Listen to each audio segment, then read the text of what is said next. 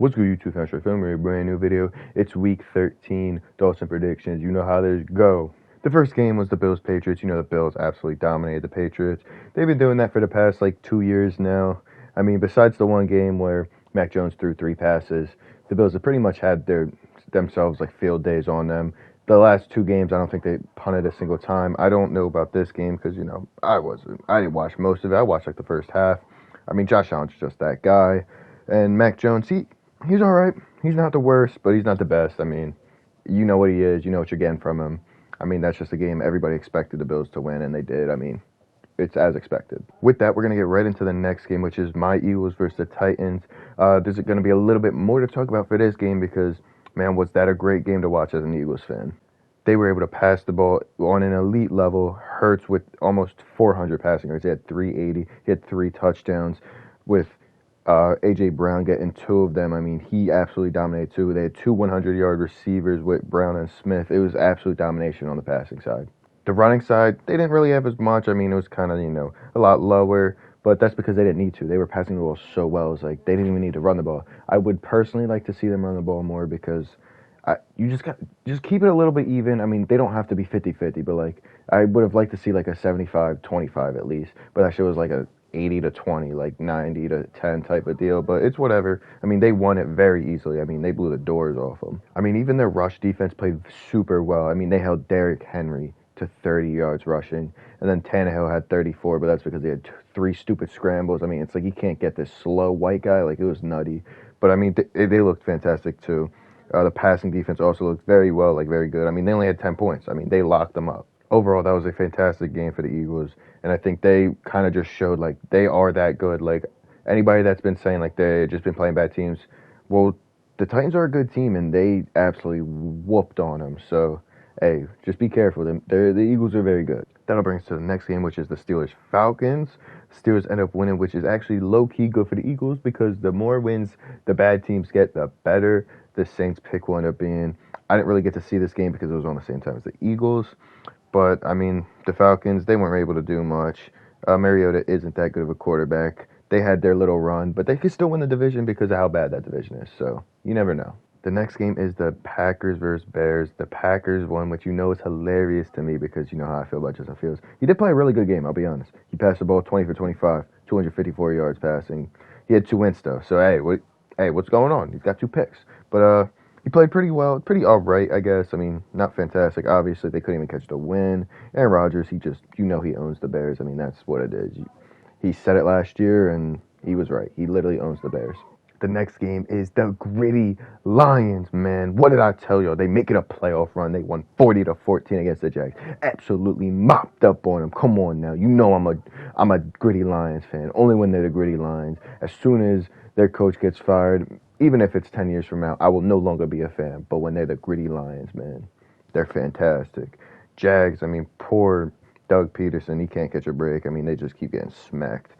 But the Lions, they could actually make a run now. As much as I joke about it, they could actually make a run now to actually get a spot. But I hardly doubt that. I mean, even if they make the playoffs, I mean, they're going to get killed in the first round if they do, but I don't even think they make the playoffs. You know how it goes. That'll bring it to the next game, which is the Vikings-Jets. The Vikings ended up winning 27-22. The Jets had a chance at the end to get the lead. They did not score the touchdown. They turned it over on downs. But then they got the ball again, another chance to score. And then Mike White, he threw a pick, and that basically ended the game. All I can say about the Jets is Mike White is not the answer. I mean, we saw this last year. He had one really good game, and then after that, it's it just goes downhill, and then downhill, and downhill. I mean, he's not going to be the guy. I don't know what they're going to end up doing because Zach Wilson's also really bad.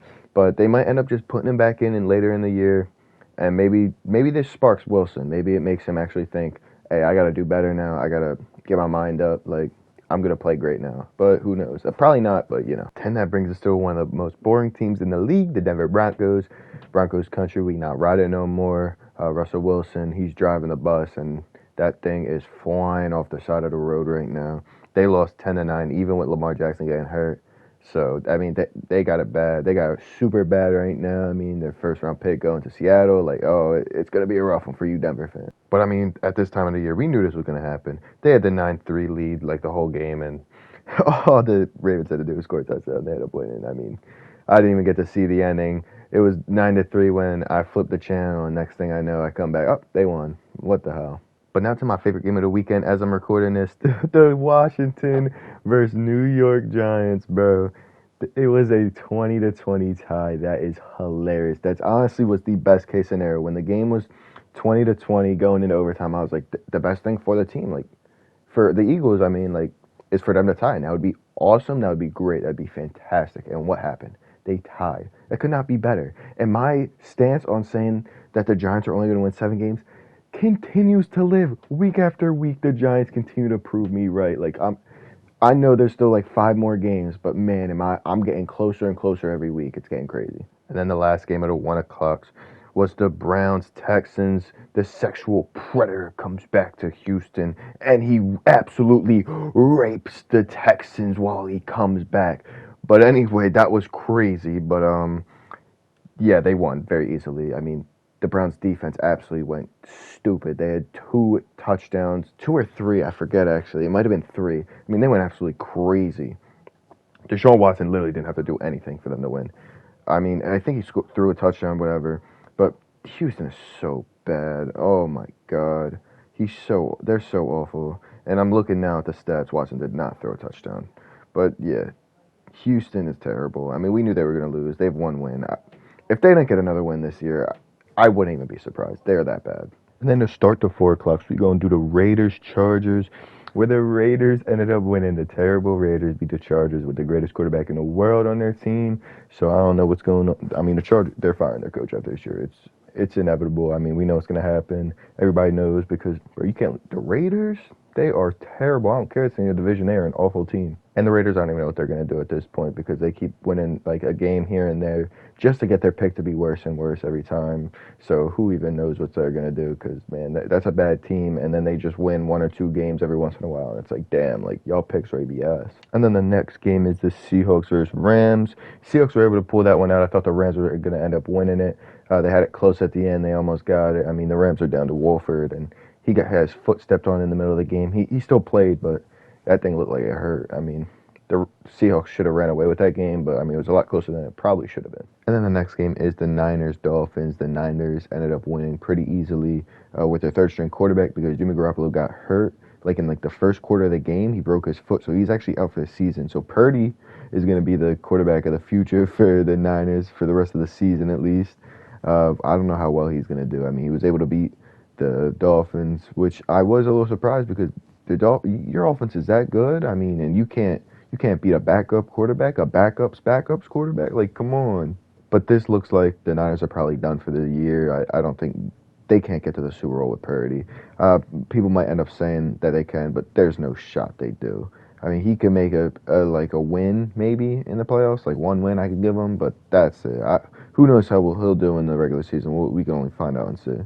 Then the last game of the 4 o'clocks was the Bengals-Chiefs. The Chiefs were not able to pull this one out. The Bengals are looking elite right now. I mean, they're showing everyone why they won the AFC Championship game last year. I mean, they look so good. The Chiefs, they still look good, but I mean, I still have them as my pick to win the Super Bowl, but they just dropped to the 2 seed. The Bills jumped up to the 1 now, so if they don't get home field, I mean, who knows? You never know. I mean, the Bengals, though, they look elite right now. They look like they are going to make a deep playoff run. I still don't think they make the Super Bowl, but man, if they did, I wouldn't be surprised. It wouldn't shock me at all. And then the last game of the Sunday was the Cowboys versus Colts. I mean, we knew the Cowboys were going to smoke them. Now, did we expect them to have a 2-point game at the end of the third and then in the fourth quarter get 33 and that's how they blow them out? No, we probably would have thought they were going to blow them out from the first, second quarter.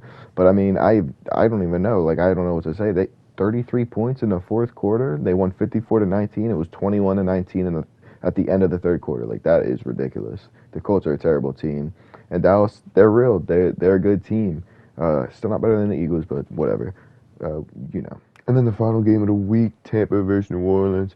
I needed Tampa to win because, man, the Eagles got that Saints pick, and we need that drone to be as bad as possible. And it looked like the whole game, the Saints had that game won. I mean, they looked like they were going to kill them. It was 16-3. There was like 5 minutes left in the fourth quarter.